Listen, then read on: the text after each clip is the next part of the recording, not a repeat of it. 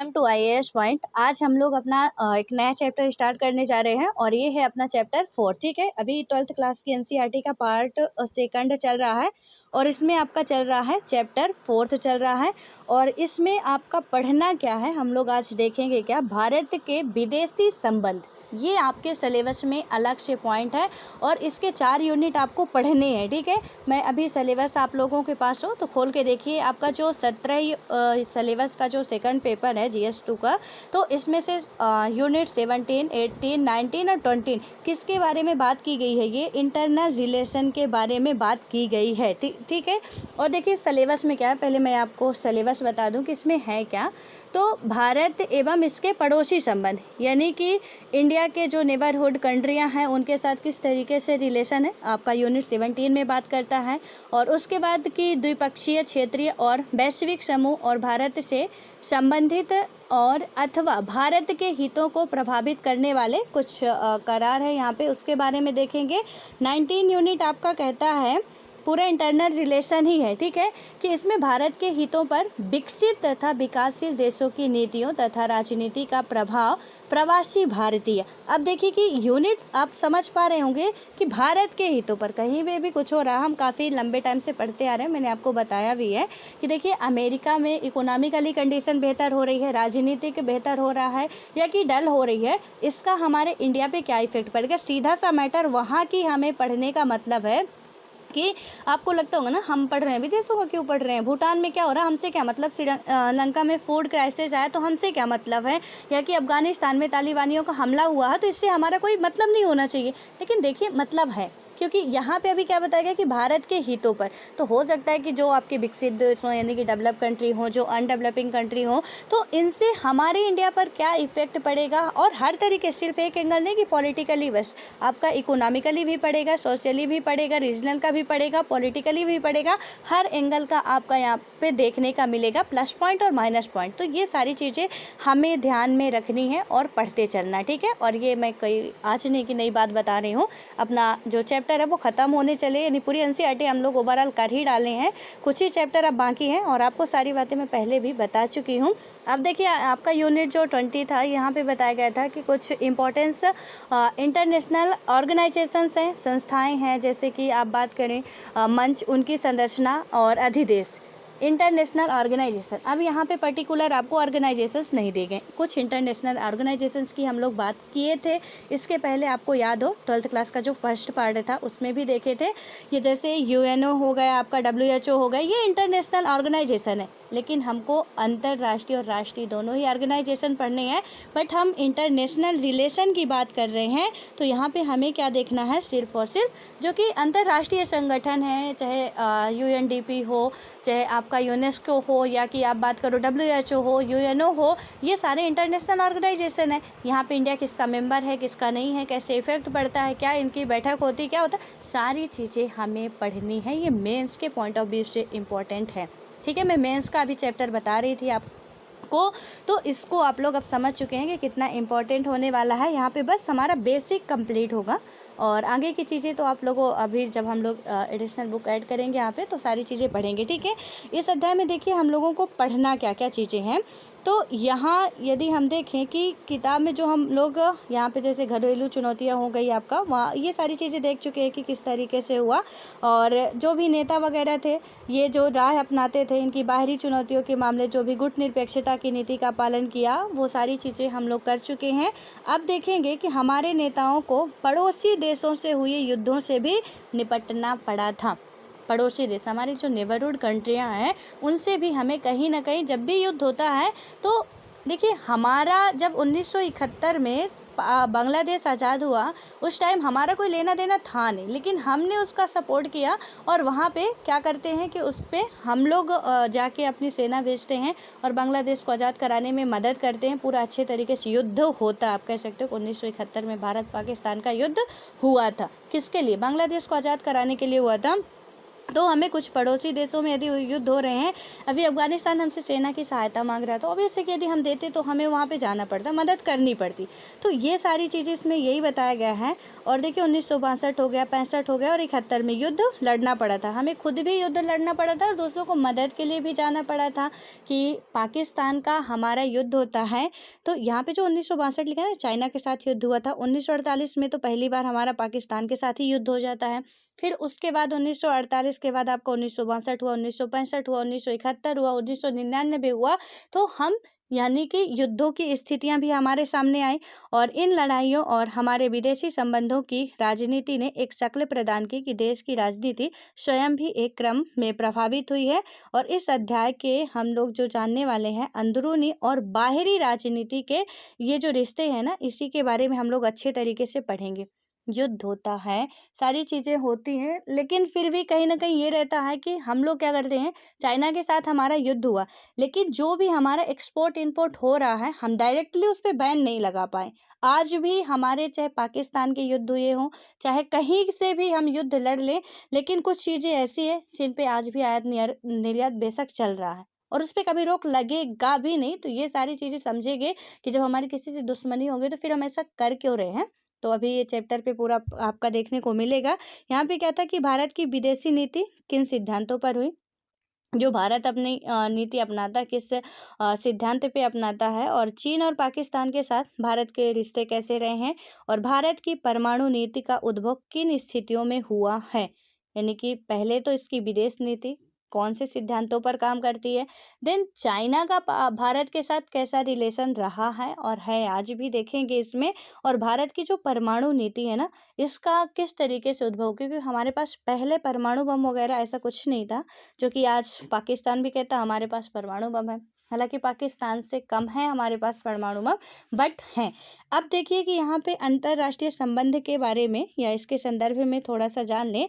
तो हुआ क्या था कि भारत जो है वो बड़ी विकट और चुनौतीपूर्ण अंतर्राष्ट्रीय परिस्थितियों में आज़ाद हुआ था। ये हम सबको पता है कि जिस टाइम हम आज़ाद हुए थे, वहाँ पे परमाणु बम क्या खाने के तो था नहीं कि कुछ मिल जाए।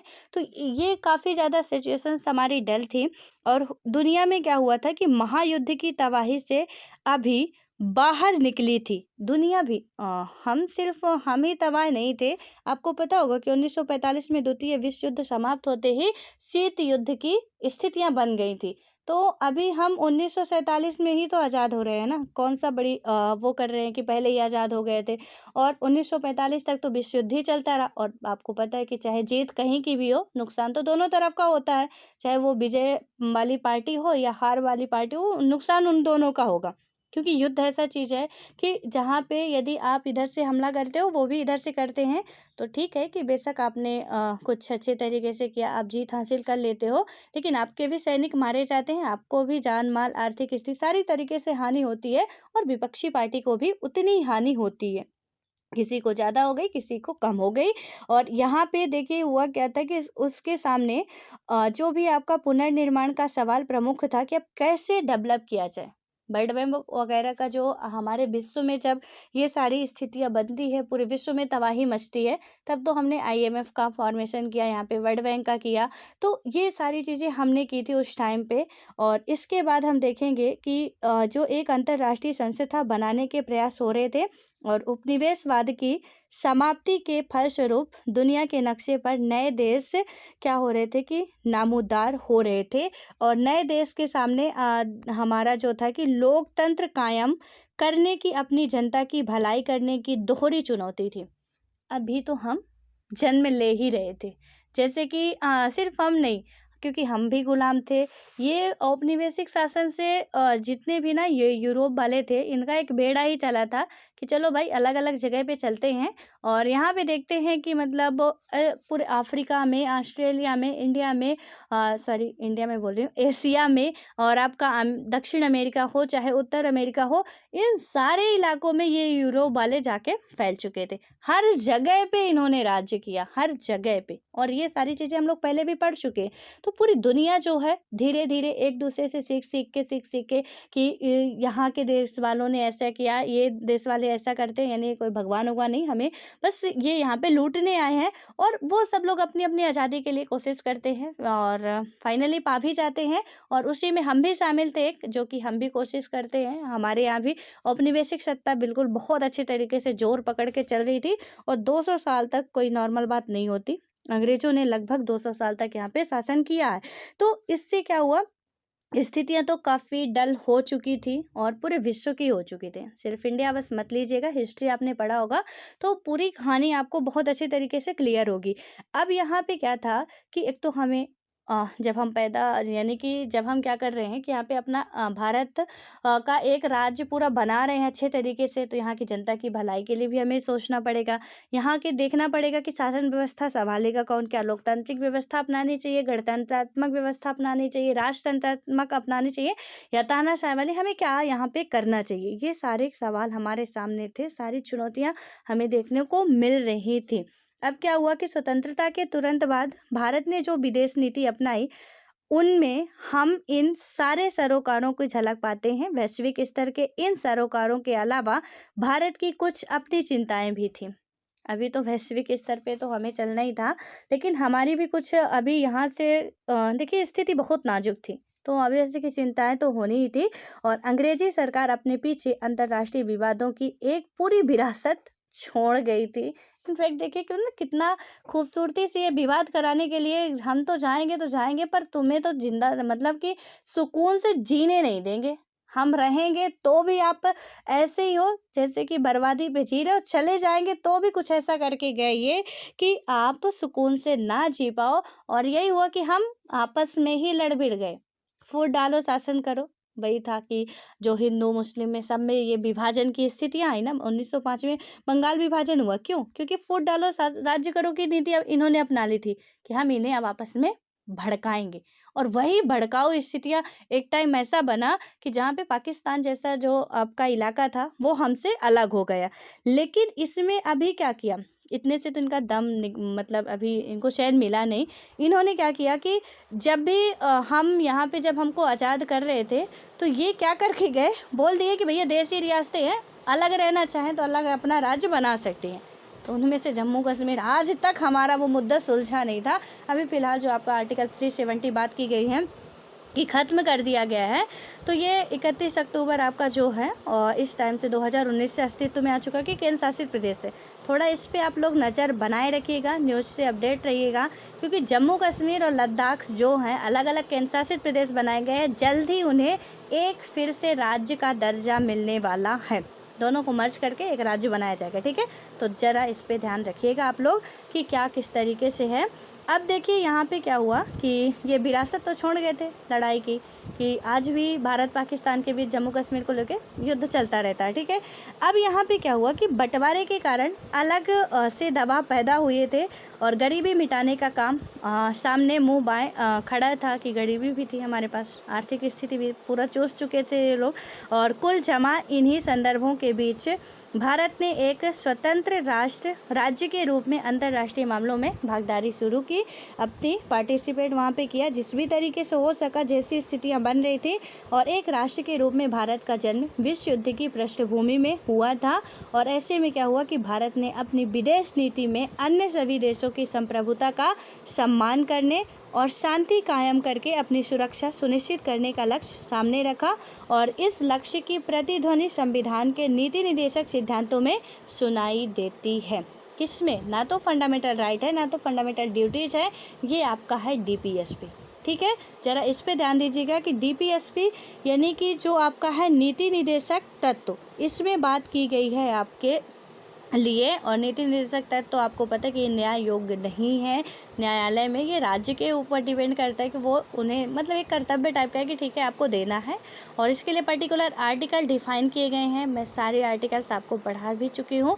सो प्लीज़ आप लोगों का आज का क्वेश्चन है कि आपको बताना है कि डीपीएसपी में कितने आर्टिकल से लेकर कितने आर्टिकल तक की बात की गई है। और ज़्यादा से ज़्यादा लोग इसको बताने की कोशिश कीजिएगा। तो इसमें क्या बताया गया कि जो हमारा था यहाँ पे शांति कायम करने हमने सुरक्षा की जो भी था कि अपनाएंगे और देशों की संप्रभुता की भी हम सम्मान करेंगे, जो भी उनकी अखंडता संप्रभुता है उनका रिस्पेक्ट करेंगे। और इस लक्ष्य में जो भी आपका प्रतिध्वनित संविधान के नीति निर्देशक तत्वों में हमें साफ साफ दिखाई देता है। और जिस तरह किसी व्यक्ति या परिवार के व्यवहारों के अंदरूनी और बाहरी कारक निर्देशित करते हैं, उसी तरह एक देश की विदेश नीति पर भी घरेलू और अंतर्राष्ट्रीय वातावरण का असर पड़ता है। बहुत अच्छा एग्जाम्पल दिया है, खैर मैं तो देने ही वाली थी, ठीक है। पूरी आपकी एनसीईआरटी घर के एग्जाम्पल से ही खत्म हो गई। यहाँ पे कहता है कि जिस तरह किसी व्यक्ति या परिवार के व्यवहारों को, जिसका कोई व्यक्ति है ना, जैसे मान लीजिए आप हो, तो यहाँ पे क्या हुआ कि हमारा किस तरीके का रवैया चलता है हमारे घर में, कैसा हमारा माहौल रहता है, कैसे हम अपना जो विचार है व्यवहार है उसे अपने घर वालों के सामने, अपने फैमिली मेम्बर्स के सामने प्रकट करते हैं। ये क्या करता है, डिपेंड करता है हमारे इंटरनल और एक्सटर्नल, जो भी हमारा अंदरूनी और बाहरी कारकों पर ये निर्देशित होता है। हमारे उसी तरीके के, मान लीजिए हम बहुत प्यार से सबसे बात करते हैं, बहुत अच्छे से रहते हैं, तो घर में भी हमारी इज्जत बहुत अच्छी तरीके से रहेगी, घर वाले भी हमको बहुत अच्छी तरीके से प्यार करेंगे। और बाहर वालों के साथ भी हमारा यदि रुख जो है वो बहुत अच्छी तरीके का रहता है, मतलब ऐसा नहीं रहता कि हमारा व्यवहार बहुत ही खड़ूस वाला है, तो बाहर वाले भी ऑब्वियसली कि हमें प्यार करेंगे। लेकिन वहीं पे हमारा रवैया जो है कुछ अलग ही एंगल पे जाता है, कुछ अलग ही रास्ते पे चलता है, तो वहाँ पे घर वाले तो छोड़िए, बाहर वाले भी हमें देखना पसंद नहीं करते हैं। और ये बिल्कुल तय होता है, आप लोगों में से अच्छे लोग होंगे तो आपको बिल्कुल, बेशक आप माने या ना माने, लेकिन सच्चाई यही कि आपको अपना रिजल्ट दिखता होगा कि बाहर वाले आपसे कितना प्यार करते हैं, कितना चाहते हैं कि आप आ जाओ कभी उनके घर भी ले, और घर वाले भी आपको कितना चाहते हैं कि आप किस टाइम तक घर पे रहो या बाहर रहो तो ज़्यादा बेटर है। इस तरीके का आप देख सकते हैं कि आपके व्यवहार पे आपका अंदर और बाहर दोनों चीज़ें डिपेंड करती हैं, दोनों ही चीज़ें, ठीक है। सिर्फ ऐसा नहीं है कि व्यवहार अच्छा होने से सिर्फ आपके घर वाले आपकी रिस्पेक्ट करेंगे, जी नहीं। यदि आपका रवैया अच्छा है तो यहाँ पे आपके घर वाले, बाहर वाले, स्कूल वाले, कॉलेज वाले, जहाँ भी जाओगे ना तो आपको रिस्पेक्ट ही मिलेगी, क्योंकि आपका रवैया ही वैसा है, आपका करेक्टर ही वैसा है। लेकिन आपका तो कुछ अलग ही दिमाग चलता है कि नहीं, मतलब हम आज आए हैं तो कुछ पंगा संगा करके ही तो जाएंगे, तो उसमें से सिर्फ आपको जहाँ भी जाएंगे गालियाँ मिलने वाली है, उसके अलावा कुछ और दूसरा मिलेगा नहीं, और ज़्यादा मिलेगा तो कुछ पिटाई सिटाई हो जाएगी बाकी। और तो यदि हम बात करें कि प्यार से कोई बात कर लेगा, वो होगा नहीं। इसलिए हमारे व्यवहार पे, हमारे रवैये पे सारी चीज़ें डिपेंड करती हैं। इसी तरीके से सेम सिचुएशन कि हमारा जब विदेशों से रिलेशन होता है तो किस तरीके का हमारे यहाँ की नीति क्या है, हमारे यहाँ की पॉलिसी क्या है, हम विदेशों से किस तरीके का रवैया अपनाते हैं, उसका हमारे यहाँ भी इफ़ेक्ट पड़ता है और बाहर भी। कैसे पड़ता है, देखिए कि यदि हमारा विदेशों से संबंध अच्छा हुआ, आयात निर्यात के हमारे रास्ते खुल जाते हैं, कंपनियाँ यहाँ पे अपना निवेश करती हैं या यहाँ की कंपनियाँ विदेशों में निवेश करती हैं, तो सारी चीज़ें जो है लोग यहाँ के आके वहाँ बसते हैं, यहाँ की नागरिकता, वहाँ टूरिज्म हमारा जो है वो बढ़ता है। लेकिन जब हमारा व्यवहार रवैया अच्छा नहीं होगा, जब बाहर के लोग आएंगे तो बाहर का रिश्ता हमारा अच्छा है, अंदर भी हमारी इकोनॉमिकली कंडीशन बेटर होगी, क्योंकि वो आएंगे तो खरीदेंगे ही ना। अमेरिका से आ रहे हैं या यूएस, कहीं कनाडा से आ रहे हैं, तो वो क्या करेंगे, वहाँ से बढ़िया चिप्स उसके पैकेट भर के लाएंगे कि चलो हम इंडिया में कुछ मिलने वाला नहीं, यहाँ से सब जितने दिन रहेंगे उतने दिन का खाना लेके जाएंगे, नहीं जाएंगे ना। तो वो आएंगे, हमारे यहाँ खरीदेंगे, हमारी जीडीपी में इंक्लूड होगा। आपको कुछ जीडीपी पढ़ेंगे जब, तो बेशक आप समझ पाएंगे कि वो वहाँ से आ रहे हैं। सीधे जीडीपी का फंडा है कि जो हमारी इस जितना भी 12 नाटिकल मील के अंदर तक जितनी भी हमारी सीमा क्षेत्र है, वहाँ पे जो भी चीज़ें आप खरीद रहे हो, बेच रहे हो, जो भी है वो हमारा है, हमारी जीडीपी में शामिल होगा।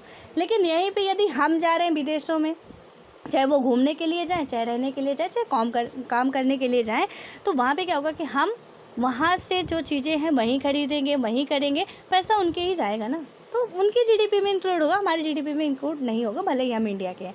तो थोड़ा सा ये हो सकता है कि बहुत से लोगों को ये जीडीपी वाला फंडा समझ में ना आता हो, बट बहुत ही एकदम से आप प्रैक्टिकली एग्जांपल लीजिए, बहुत अच्छी तरीके से ये भी आपको समझ आ जाएगा।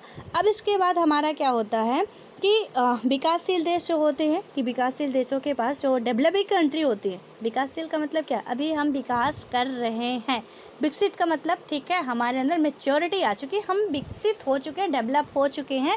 अब हमें बस ये है कि ये कम ना होने पाए और हमें ज़्यादा करने की ज़रूरत नहीं।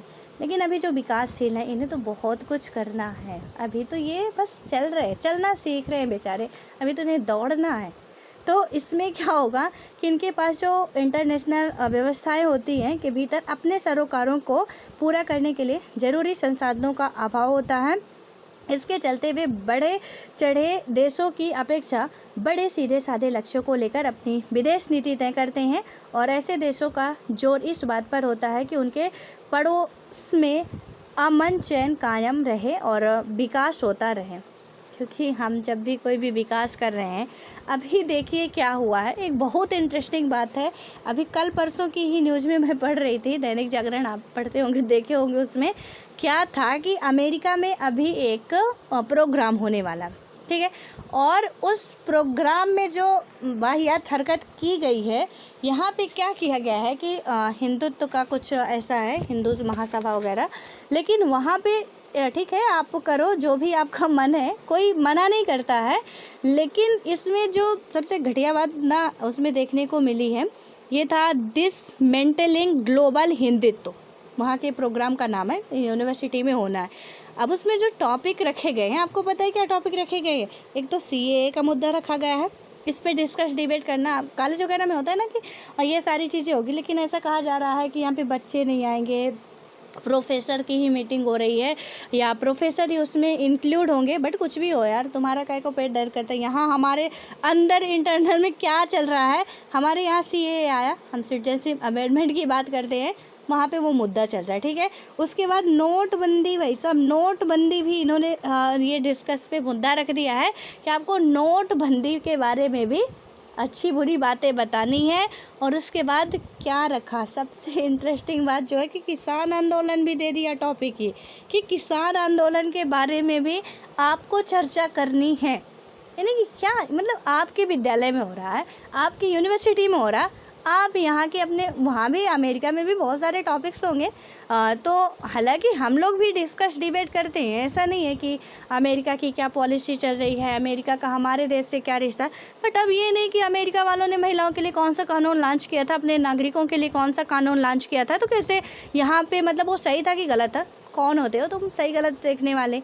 तो इसमें अब ऐसी हरकतें की जा रही है, आप समझ सकते हो कि क्या सिचुएशंस है और किस तरीके से हमें सोच समझ के चलना पड़ता है।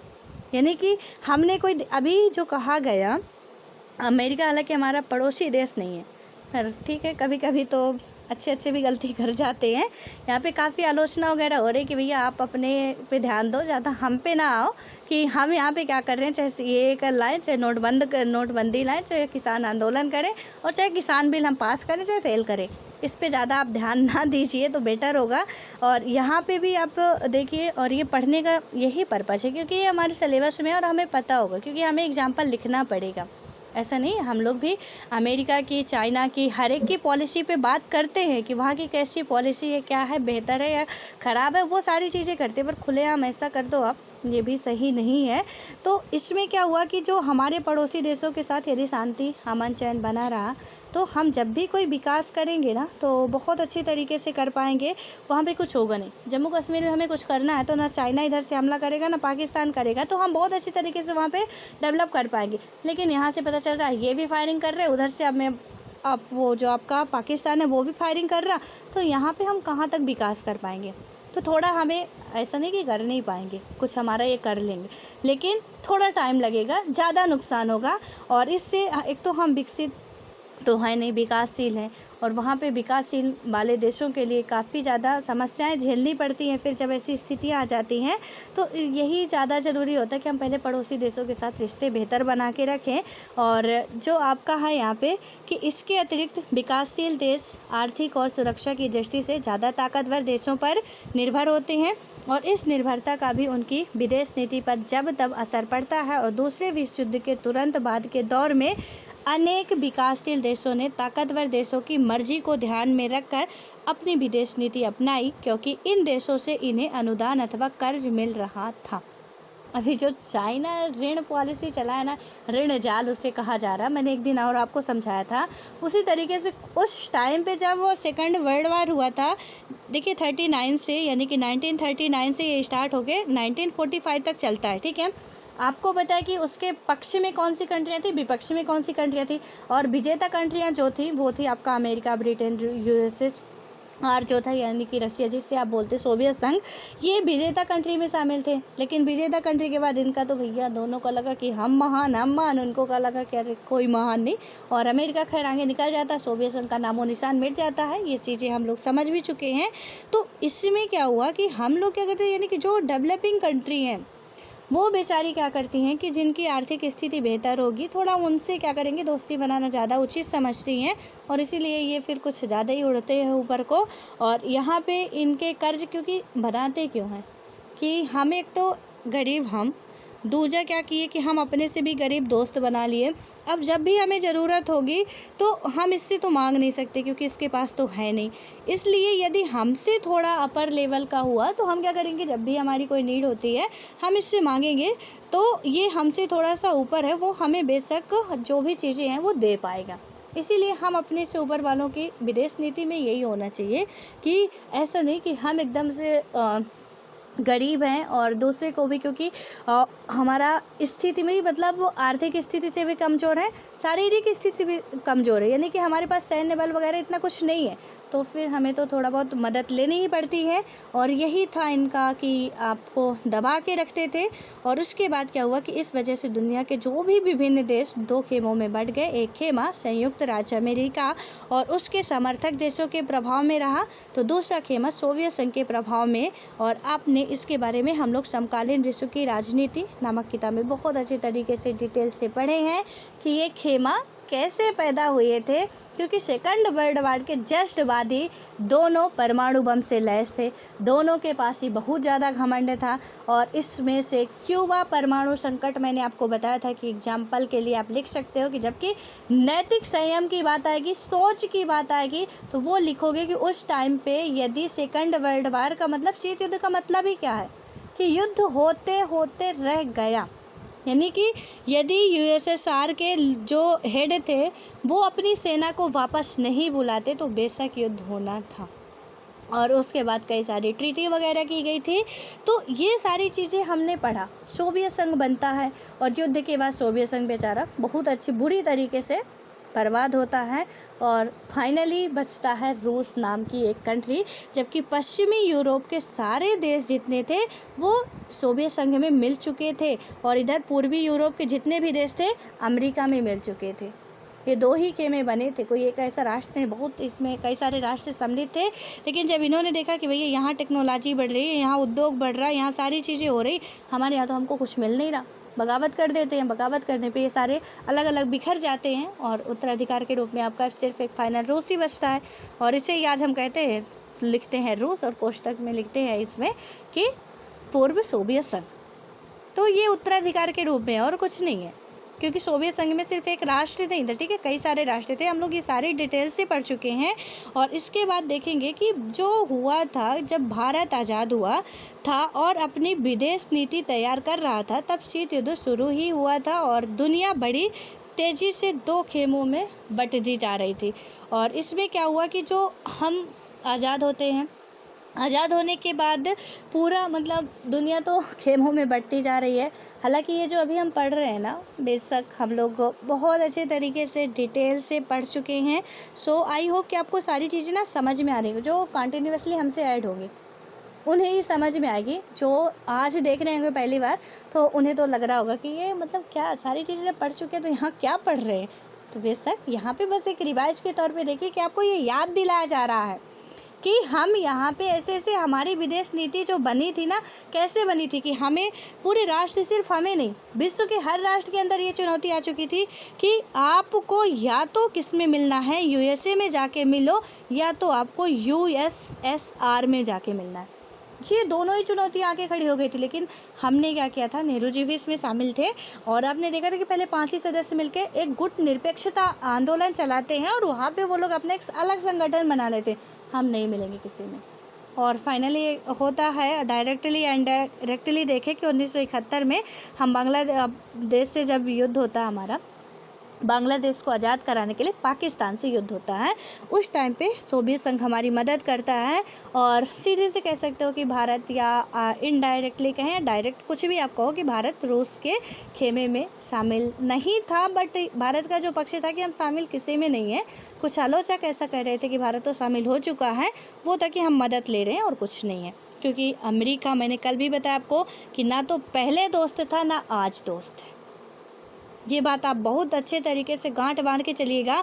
हमें अपने पॉलिटी में जब भी एग्जाम्पल डालते हैं, सबसे ज़्यादा अमेरिका का डालना पड़ता है, सबसे ज़्यादा, चाहे वो सिटीजनशिप को लेके हो कि हमारे यहाँ पे गहरी नागरिकता है तो अमेरिका में दोहरी नागरिकता है, हमारे यहाँ पे नीति निर्देशक तत्व में ऐसे बात की गई है तो अमेरिका में ऐसे बात की गई है, हमारे यहाँ पे डीपीएसपी में ऐसे ऐसे होता है तो अमेरिका में ऐसे होता है। सो प्लीज़, जब भी लक्ष्मीकांत पढ़ेंगे, अमेरिका का ही आपको एग्जाम्पल देखने को मिलेगा और कोई अदर कंट्री आपको नहीं आएगी। तो इसका जो भी पॉइंट ऑफ व्यू है, हमेशा आप ध्यान रखिएगा, ये कभी भी किसी का दोस्त हो नहीं सकता। ये बहुत अच्छी, सबसे मतलब कड़वा वाला सच है कि जो अभी ट्रम्प साहब आए थे ना, ये जो कुछ भी किए वो अलग बात है, लेकिन अभी इससे पहले की राजनीति आप पढ़ेंगे, इससे पहले की पॉलिसी देखेंगे अमेरिका की और भारत के संबंध, और इसके बाद के भी देखने वाले ना किस तरीके के होने वाले हैं। कि जितने भी ये आते हैं हमारे, तो मतलब कि थोड़ा बहुत अब आना जाना हुआ, थोड़ी बहुत स्थितियाँ सुधरी, बट उतना भी ज़्यादा आप नहीं कह सकते हो। ये मतलब कोई भी मुझे एक बता दे कि जो सबसे ज़्यादा दोस्ती रखता है। कुछ इंसान ऐसे होते हैं ना कि यहाँ पे वो काम तो अपना सबसे निकलवा लेते हैं, दोस्ती किसी से नहीं रहता। जब भी आया, जब भी आप गलत करोगे आपके मुँह पे बोल देंगे।